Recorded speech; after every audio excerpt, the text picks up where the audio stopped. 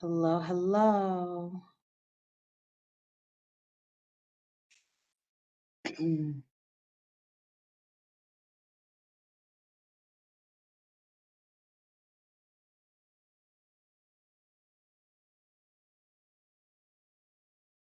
Hello, Daniel.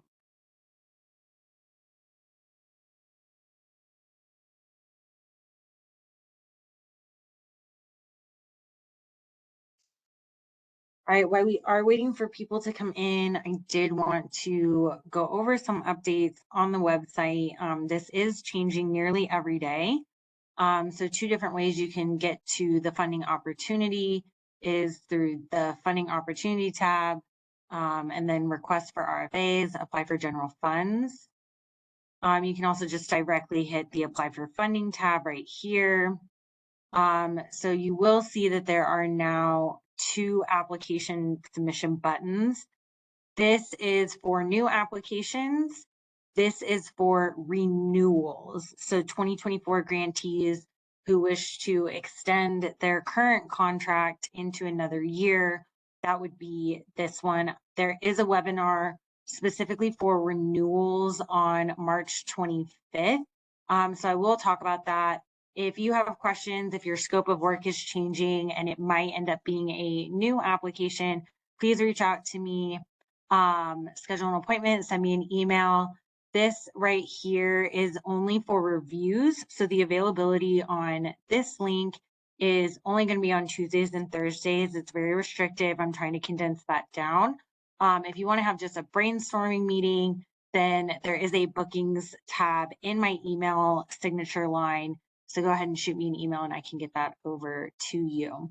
So today we are going to be going over the background description of project and objectives. This is probably the most important part of the application because it's going to lay the ground for your work. Make sure that you watch the previous videos to talk about how you fill out the mandatory application information, all of this stuff, and then selecting a project area. Remember that capital is its own area, so it might be a treatment center that you want construction money for construction costs. That's not treatment, it's capital. If you want to buy a sober living house, that's not recovery, that is capital. If your application is dominantly one of these things and you have a smaller capital component to it, make sure that you select the appropriate subject area right there.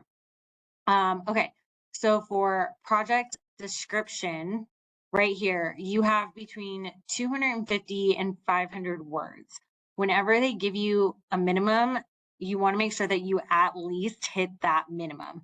This is actually a lot more words than you might think it is.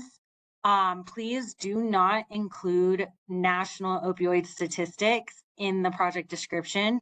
The council is very aware of those statistics. We are looking for relevant information about your organization and the project that you are seeking funding for. So this section would be really great to start with an overview of your organization and highlight things related to the project specifically.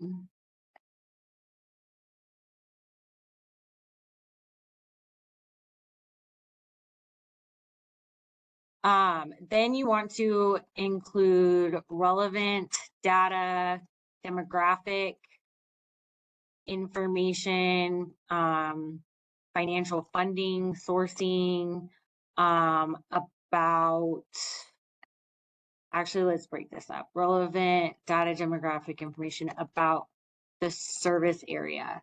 So if you are proposing an expansion project for LGBTQIA plus individuals in Gilpin County, you should include some type of statistic of how you know LGBTQIA plus people exist in Gilpin County and are seeking the services that you are providing. Do not attempt to inflate your application or your project to hit a target population. Make sure that this sticks to facts about the service area. And then here you want to talk about, I'm going to jump around. I personally like to work in a more iterative process to make sure that things are seamless all the way through. So this is the proposed scope of work. Again, you have up to 500 words. You can use bullet points.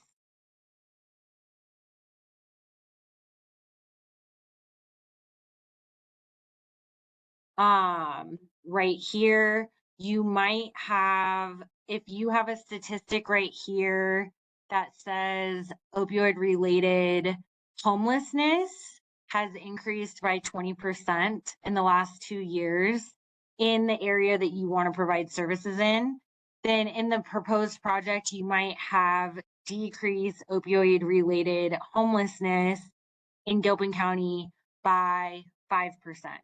Make sure that that is realistic. If it increased by 20% in 3 years, you're not going to decrease it by 15% in less than a year.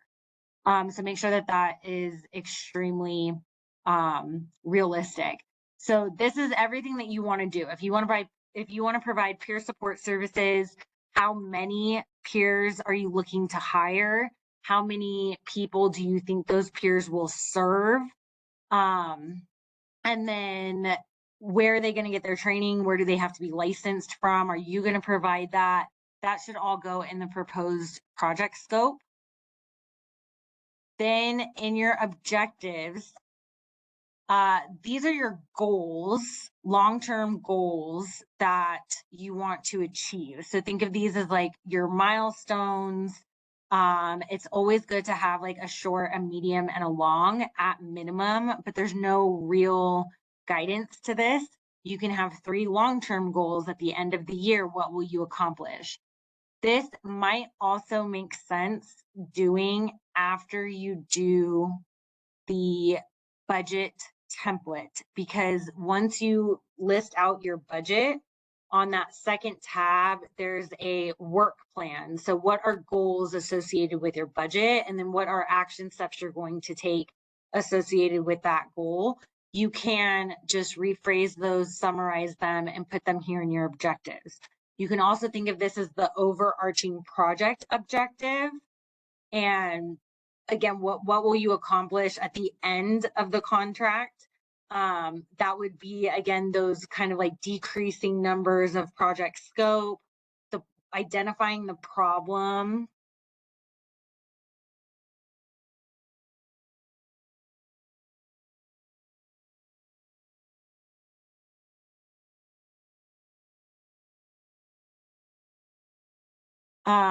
And then identifying the specific solution. So think of, this is where you're setting the grounds for who you are and why you're the best person to do that job. You're giving reviewers some foundational background information of the service area. You're painting that picture for them. And then you're very explicitly saying, this is the problem or gap. And then this is the solution. The project scope,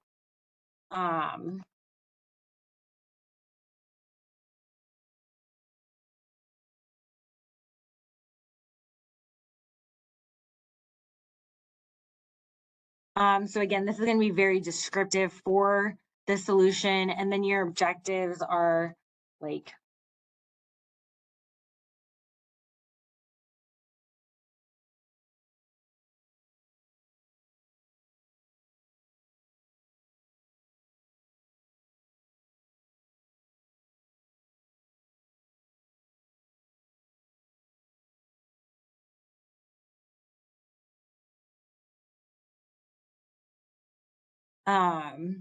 goal here. I'm going to take a break and head over to the chat to see if there are any questions so far that come up.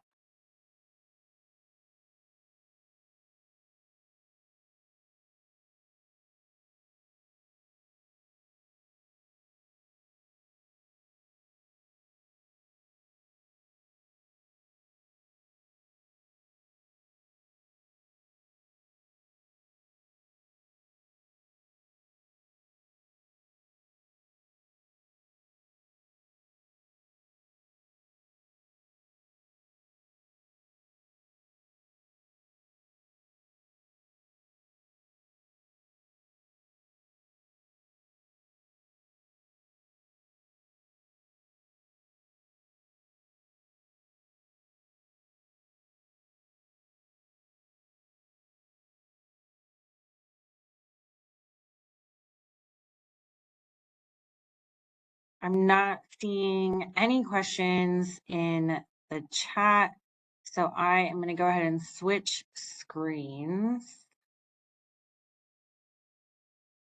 All right, so again, we're just looking at these first three areas. And so this is, I have a not so good, a decent, and then Daniel, I see that you're working on a question now, so I will come back to that in the chat while we look at some examples. So this one is a not so good.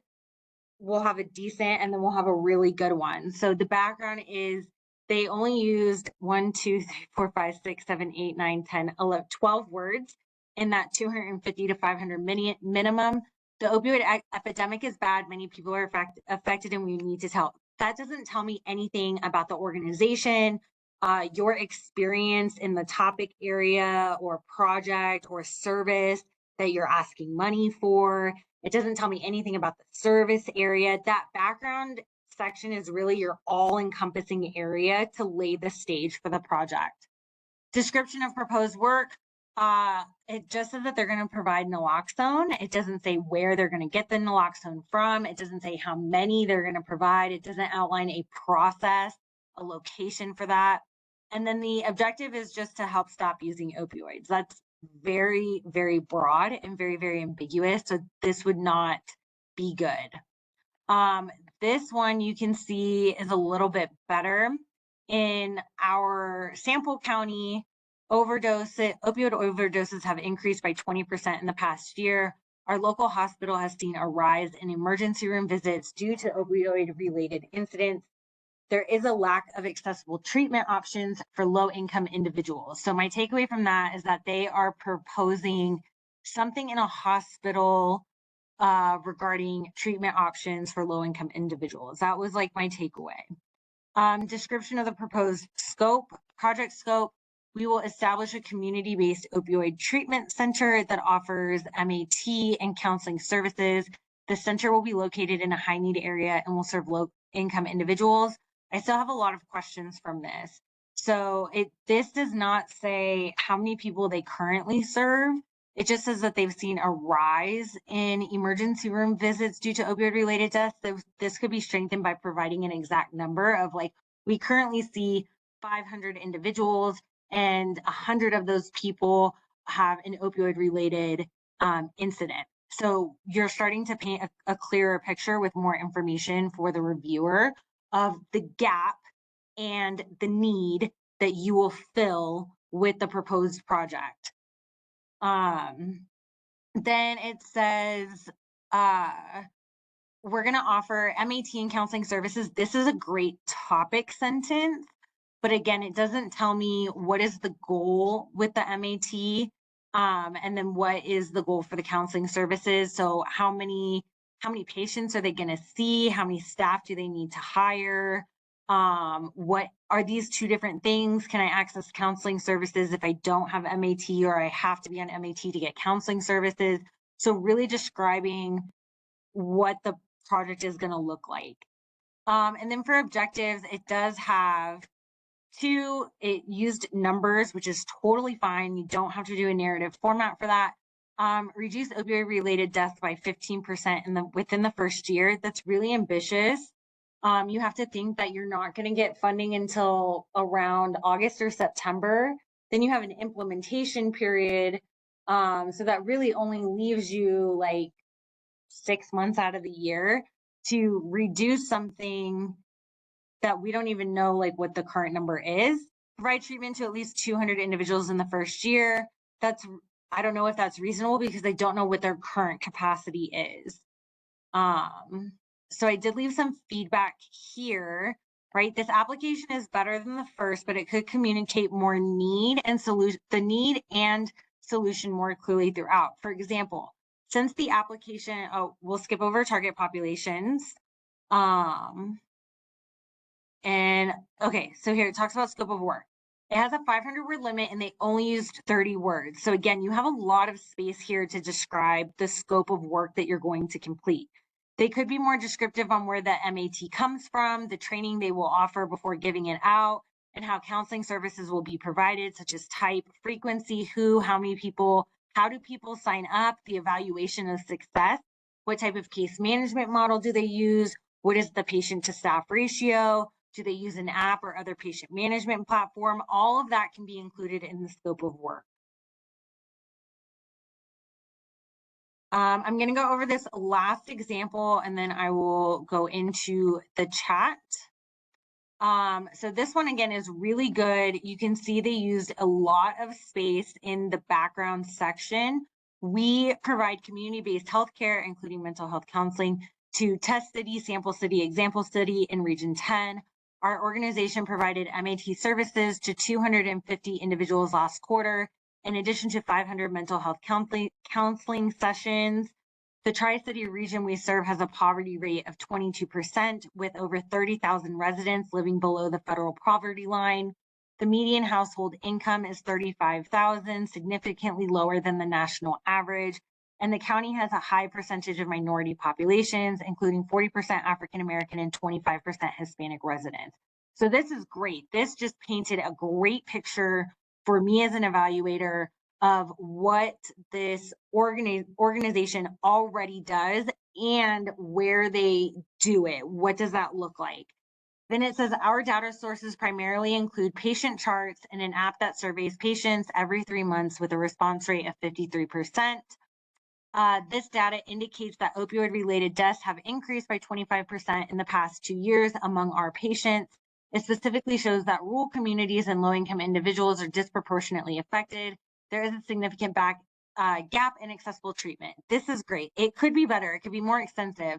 It's only 152 words. So definitely they have 100 more words to continue describing who they are, what they do, the service area and the gap, and then like why they want to solve this problem. Project scope, again, they have up to 500 words and they've only used 72, but you can see how this is so much better than the other two. We will expand our current services by establishing a comprehensive opioid recovery program that includes MAT, mental health counseling, peer support, harm reduction. The program will be located at our main office building, which is in a rural area, and will continue to serve low-income individuals and families. We will partner with local health departments, community organizations, law enforcement to provide a holistic approach. And then in terms of objectives, they gave us 3, again, using that bullet point format: reduce opioid deaths by 10% in the first year, provide treatment recovery services to at least 300 individuals in the first year, to distribute naloxone kits to 500 individuals and train them on its use. So again, looking at, they have increased by 25% in 2 years, and they're aiming to reduce by 10% in the first year. That's ambitious, but still pretty realistic. They want to provide services to 300 individuals in the first year. And last year they saw, just last quarter, so in 3 months, they saw 250 people for MAT and 500 for mental health counseling. So that is a very achievable goal. And then distribute naloxone kits to 500 individuals. And they said that they have 30,000 residents. So yeah, that's also a very believable goal for them to achieve. And then I'm going to go over to the chat and see what people are talking about. So Daniel asked, if a small part of our project includes capital investment, acquiring a new location, but a larger part is for treatment, would it be appropriate to apply for treatment and not capital? Yeah, you should jump on my calendar and we should have a meeting teasing that out, because the moment I think about you acquiring land, that is a very long process. And so that might hold up your treatment. It might make more sense for you to do 2 separate applications, one for capital and then one for treatment component. So yeah, jump on my calendar. Linda asked, if the project supports folks with all types of addiction, including alcohol, opioids, methamphetamines, does the proposal need to address only opioid addictions? No, you would just say, you would probably want to have a topic sentence in the background that you serve all types of recovery, and then give us a short list, and then just say that you would be supporting addiction broadly throughout the project, and then just use the word addiction throughout the application. Daniel asked if we have already provided services or purchased a van for transportation, should we write it? No, we cannot reimburse for anything that happens before you are contracted.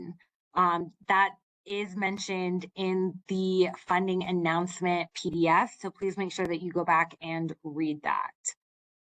You can ask for a new vehicle if you demonstrate need in your application.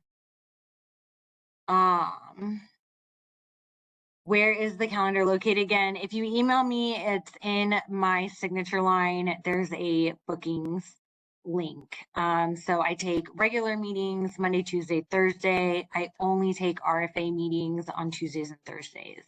The RFA review link is on the general funding landing page. If you want a separate meeting with me, go ahead and email me. That way I have a heads up of what the meeting is going to be about. And if I need to extend it for more than 30 minutes, I can do that. So yeah, just shoot me an email and you can get that bookings link. How was reviewing the 3 different proposals in terms of like the project description, the scope of work, and the objectives? Was that helpful? Is there any more direction that people would like me to go over in those sections?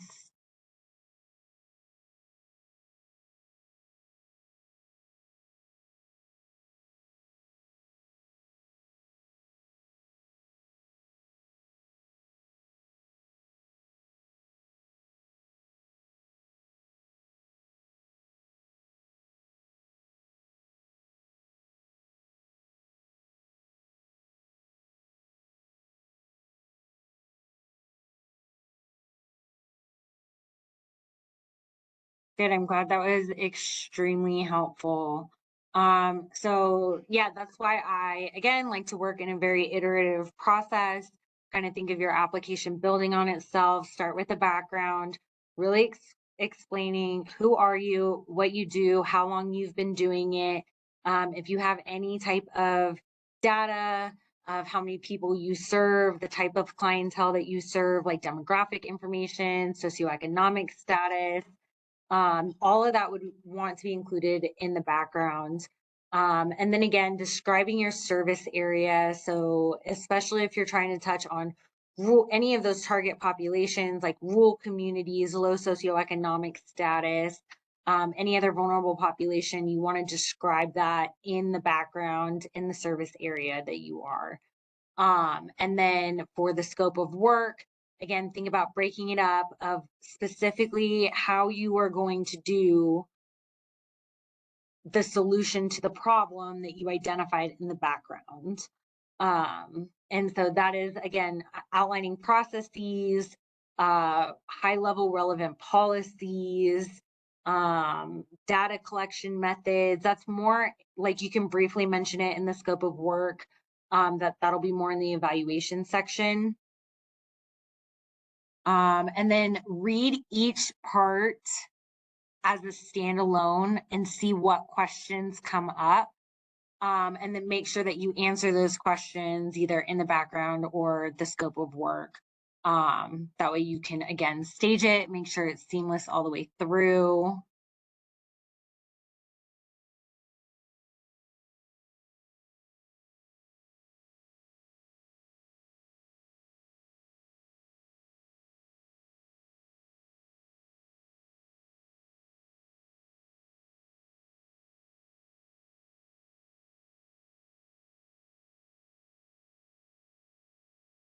Any other questions? Remember, Thursdays office hours are more conversational. These are really me talking at you, trying to narrow down the specific application portions that we are talking about.